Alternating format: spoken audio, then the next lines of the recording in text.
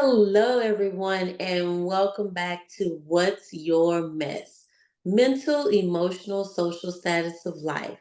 I am your host, Tracy D. Armstrong, and today we are going to embark on another journey with a new special guest as she comes on today to share her experiences that has shaped her life. So let's welcome to the microphone our next guest. Go ahead and introduce yourself. Hi there. So I'm Amanda McKinley. I'm a wellbeing and creativity coach from Paisley, which is a town just outside Glasgow in Scotland. And the practice I have been doing for 5 years now. And it all came from my own health journey, my own mess, and led to me wanting to be passionate about helping other people. And I'm here to share my story in the hope of helping some other people too. Well, that is awesome. That is so awesome. And to start off, let's tell everybody a little bit about what your mess is and was and how you were able to overcome. But what was it? So back in May 2009, I was diagnosed with fibromyalgia. For anyone who doesn't know what the condition is, they believe it's a neurological condition. So it's almost as if someone has taken the pain receptors in your brain, turned the volume all the way up, and then ripped the knob off. So, if you stub your toe on a table, for you, it'll hurt for a few minutes. You might curse a little bit, then it's all good. For me, if I do that same bump, I can be in pain for hours. It could trigger a flare of symptoms. So it's really complicated. You may hear me stammer occasionally. It also causes some cognitive issues. I don't hide them anymore. I authentically embrace that. So as I say, chronic pain condition. I was a care assistant in an elderly facility at that time. That care work was the only work I had ever wanted to do. I, rather stupidly in hindsight, worked on complete denial of how ill I was, just how the situation was, worked on for 2 years after the diagnosis, until I came to the point of just complete rock bottom. If I wasn't at work, I was home in bed. And I had the moment of having to make that decision to leave and give that up. So from that point, completely emotionally, mentally, physically broken, and thinking there was no hope, no anything. And we're now 15 years down the line. I'm a completely different, fortunate enough through a number of different right place, right time things, and learning that people can only say no when you ask things, to be kind of where I am now, which is, touch wood, condition reasonably well managed, still have symptoms, but managed to do things to stay on top of it. And as I say, now kind of out in the world, kind of, I suppose, leaning a hand back sort of thing, to people that maybe are same condition or other stuff going on, just to shine a light sort of thing, give a little bit of hope, I think. Wow. Wow. And I'm going to pause there because I want to go back because you unpacked a lot right there.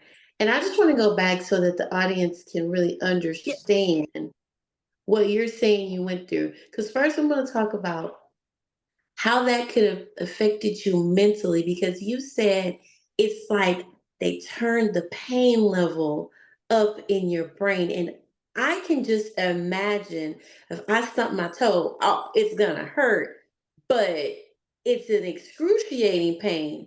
Mentally, how did that affect you? I think the hardest thing mentally is you look okay. Nothing, you're going to doctors, nothing showing up in tests, there's nothing physically showing this stuff's happening. So there's elements of disbelief. You start doubting yourself sometimes. I was quite lucky that my doctor, my GP, as we say over here, was quite aware of the condition and was trusting of me, that no, we do need to investigate this further and get you this diagnosis. I was diagnosed with fibromyalgia within 2 years. That's quick. There are people who are 5, 10 years down the line. There are people with fibromyalgia symptoms that never get a diagnosis because of Wow. the complexities of it. And I know that's the case this side of the pond and in the States. Wow. So you had a really good doctor because they believe Yeah, that you're like, I'm not just yeah. I'm not I know what I'm talking about. It's like something is No, wrong. you know, it's like there's a thing of like it's all in your head, and well, it was, but it wasn't a mental health thing. It was it was a physical thing. So yes, it was up here, but I wasn't imagining it, and I don't know why anyone would. Exactly. Wow. And no problem. And now I'm going to ask you about your emotions because I heard you say you kind of started to feel hopeless, and Yeah. that is a very emotional state. So, Mm-hmm. how did that affect you emotionally? As I say, I doing the care work I was doing, I had only ever wanted that sort of career path. That was all I had ever seen myself doing from a young age. From like high school, all the qualifications I had were for that area of work. It absolutely broke my heart to have to leave it. You become connected to the residents and the elderly folk you're working with. I loved the job. I was passionate about it. So it's it's like it's a grief, because you have to grieve for that old life. You have to grieve for that all that loss.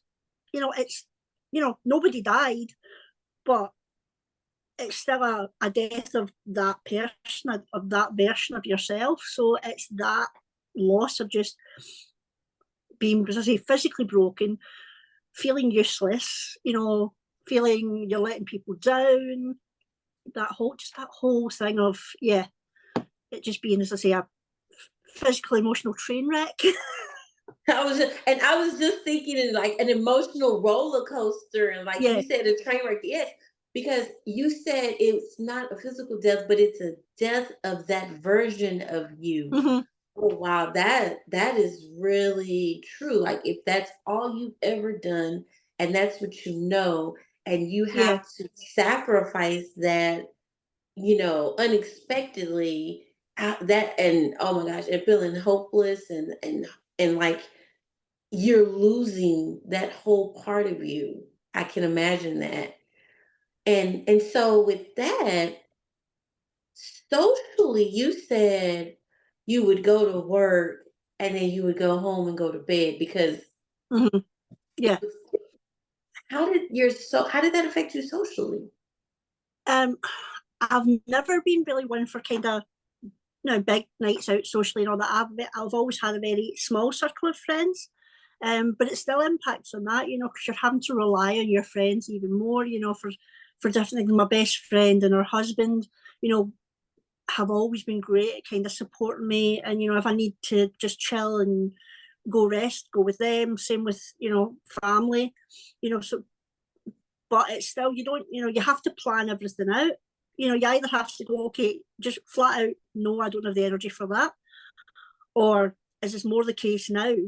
It's a case of, okay, if I want to do that, then, if I want to do that socially and I want to go to that thing, then it has to be planned out almost like a military operation of, okay, so it'll take me X amount of time to get there. I'll need X amount of time to rest before I get there. Once I'm there, if it gets too noisy, that's going to be tiring, so I'll have to leave. And then of course you go the whole thing of, okay, if I have to leave, old me would be, if I have to leave somewhere, what are people going to think? If I have to call in sick to work, what are they going to say? What are they going to, there's that whole, again, the whole cycle of the things you tell yourself that just add to the emotional and the mental stuff. Exactly. Yes. And I can picture like all the logistics. You had to have everything mapped out before even going to an event instead of Mhm. just saying, oh, okay, you want to go here? Okay, let's go. You had to like, okay, plan it. And then Mhm. and then having to leave if if it gets too loud, oh my gosh, I know that really does affect you socially.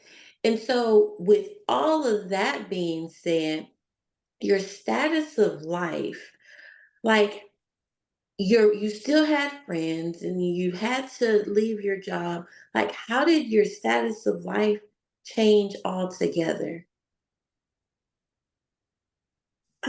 Well, after having left the care home, took a couple of years to try and kind of find a job in a similar field, similar support work or something like that. And that didn't happen. And I had always said, kind of in the background, one day, thinking when I was old and grey and retired, I would do creative stuff and I would open a shop somewhere and sell my arts and crafts stuff. And after all this job stuff wasn't happening, something in my brain, I've had a few of these kind of light bulb moments, and something in my brain went, what if this is the one day? What if this is what you were waiting for? And I've got quite a strong spiritual side, so I kind of tapped into some of that, looked for some guidance in that way, and then fortunately, again, things fell into place. I had, the way the social security system works over here, I was seeing a disability employment advisor, and she found out about a program for self-employed people. So she had me she helped me get on this program and put things in place. So that started the build up again of, you know, changing things around in terms of work stuff anyway. And that was going to be my next question. My next question for you was going to be, after all of that, and you got the diagnosis, you went through those experiences, you're on the roller coaster, and you just was explaining how someone helped you start the Mm-hmm. trend back up. So, how did you come out of the mess, quote unquote, that you were in at that moment? So it was two light bulb moments. One that I just touched on with the career stuff of maybe this is the one day I was looking for. Secondly, from the medical point of view, back to the doctors and stuff again, I was on a lot of medication. Heavy duty painkillers, opiate medication, a lot of strong stuff. And I was still having pain. I was still having issues. And I had that thing of, if this is me for the rest of my life, there has got to be another way to do this. And I was fortunate again that I'd been told about this place in Glasgow that was an integrative care facility uh, on the National Health Service. Thank you. Thank you for having the fact that we have the National Health Service in this country. So I was referred, yeah. So again, my GP that I spoke about referred me to this place. I did a lot of work there around cognitive behavioural therapy, mindfulness. So a lot of kind of fixing the things up here, realizing how much of my own behaviour and patterns and being a chronic people pleaser fed into the condition, and in the early days of having the condition, fed into making the symptoms worse. So from there, I built up a better mindset with things, which makes, for me anyway, makes coping with the physical stuff easier. It makes saying no to people easier. You don't have to, going back to the social stuff, if you don't want to go somewhere, you don't go. You don't have to feel guilty. If it's not for you, it's not for you. So it helped me build that stuff up. And as I was building the things up there, and the self-employment and the artist side of things was ticking over, I became more and more aware of the therapy, the well-being side of things that I was working on, and that started creeping into my work and started kind of blending. And then that kind of changed the business, because not everyone gets referrals to that place. And if people have to go privately looking for this stuff, it's very, very expensive. Often the holistic well-being stuff, the people that need it the most are the people with the least amount of income. Yep. So I became passionate about making things available to people for low cost, for free sometimes, just to kind of, as I said earlier on, about to reach a hand back. It's, look, I'm not promising cures. I'm not saying this is definitely an answer, but maybe it's a little bit of hope. Maybe it's something that can just give you a tool to dig your way out of this hole. Yes, and I was as you were talking about all of the different things that you did, and you mentioned mindset, and you mentioned also, you said that your way you were thinking was causing a lot of the physical aspects also. And as far as like the people pleasing, that one right there, I was like, because some people are always trying to please others. And if you don't want to go, you don't have to go. Yeah. I completely agree.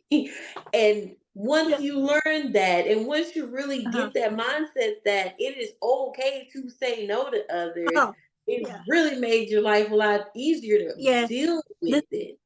Yeah. The thing to remember about people pleasing is we are people too. Sometimes we need to please ourselves. Yes, yes, we do. That's why I completely agree. And they don't, and people don't sometimes. People put themselves off as if they are not people also, and always trying to please others. And that does affect you mentally. An important analogy, if you're on a plane and it is in danger and the oxygen mask drop down, you are told, even if you have children with you, to put your mask on first. Yep. So if in that life or death situation, it is okay to put yourself first, why isn't it okay just a normal, ordinary day? Talk about it. That's right. Because if you don't put your mask on first, how can you take care of anybody else that may be going through? And like you said, if it's that important in a life or death situation, it should be that important in everyday life. Mm-hmm. You better talk about it. So, what advice would you give? Because all of that was great advice. But if someone is going through, and I really want to kind of focus on, if someone's going through a physical or medical challenge in their life, similar to what you may have been going through, what advice would you give to them in order for them to live a better life like you're doing? Oh, this is a tricky one, because, as I say, I know I was lucky. I had medical people who believed me. I had access to the right support. I know that's not the case for everyone. So I'm aware I'm speaking from a place of privilege. But do what you can for you. Going back to what we said about the oxygen mask, do what you need to do for yourself. Look after yourself first and foremost. Other people's expectations, other people's needs, whatever, is secondary. You matter first, foremost, and always. And then, so take care of you. If people don't believe you, that's on them. Wherever possible, find the way, through support groups, alternative therapies, whatever it may be. Just find your path. Be open to different maps. Just find your path. and trust that it's there. That's good. Find your path, trust that it's there, and support. You did say support groups. I think that's a really good one too, because Mm-hmm. like you said, you feel like you were very privileged to be able to have the people that you did have, and Mm-hmm. everyone doesn't have that privilege. However, um, there are support groups out there. Are there any particular places that you might be able to suggest, maybe where people might find support groups? You can. There are some on social media. It can be difficult because some of them are not as mindset focused and not as education focused. Some of them can be quite, whose symptoms have the worst, are the worst. And if your symptoms don't fit, it's almost a competition for who's got it hardest instead of how can we help each other. A regular one I see in some of the support groups is Lady Gaga getting such a hard time because she is able to access support and help for her condition. Because Lady Gaga has fibromyalgia. Okay, I didn't know that. So yeah, yeah. Uh, another famous person from the States that has it, Morgan Freeman. Didn't know that either. Wow, Yeah. did not know So that. now I know over here the national support charity is Fibromyalgia Action UK. I believe in the States it's the National Fibromyalgia Association. Okay. And I'll make sure that I put that, Yeah. I'll put it in there at the end for everybody if you want to go and take a look at it. Give you access to that. And are you doing anything to help promote or connect with people, products, or any type of information to offer anyone? Um, Shameless promotion coming up, but you did ask. Come Um, on, bring it I, on. I, in February of this year, I self-published a book.